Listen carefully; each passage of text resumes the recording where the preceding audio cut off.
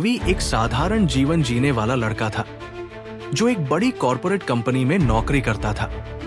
उसकी जिंदगी हर दिन के एक जैसे रूटीन में बंधी थी। सुबह ऑफिस, दिन भर काम और देर रात घर लौटना।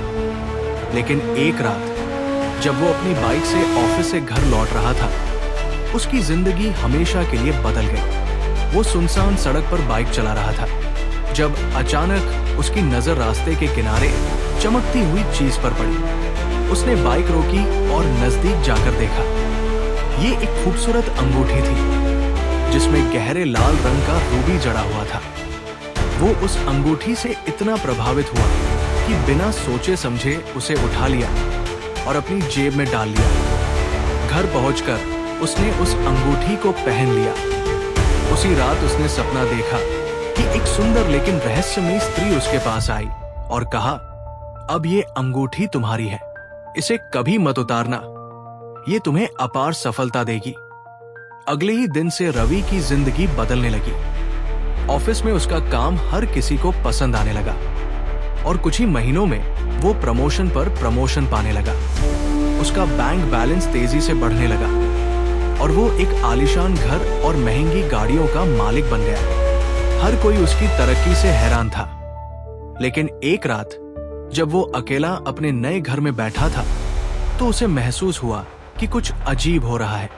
घर के अंधेरे कोने से वही स्त्री प्रकट हुई जो उसके सपने में आई थी। इस बार उसका चेहरा भयानक था। उसकी आंखें जलती हुई अंगारों की तरह चमक रही थी।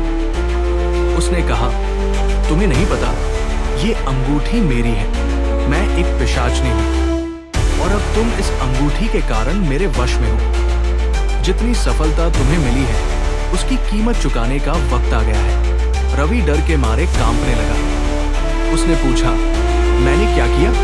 मुझे छोड़ दो। पिशाचनी हंसी और बोली, अब बहुत देर हो चुकी है। या तो ये अंगूठी मेरे पास लौटाओ या अपनी आत्मा मुझे सौंप दो। रवि ने साहस जुटाया और अंगूठी उतारकर फेंकने की कोशिश की, लेकिन वो अंगूठी उसके हाथ से चिपक गई। उसे समझ आ गया कि वो एक अजीब जाल में फंस चुका है। अब वो हर रोज सफलता तो देखता, लेकिन हर रात डर के साए में जीता।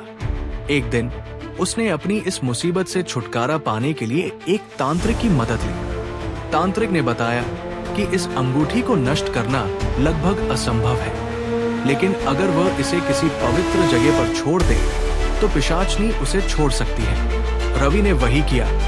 उसने एक मंदिर जाकर अंगूठी वहां रख दी और पिशाचनी से हमेशा के लिए मुक्त हो गया।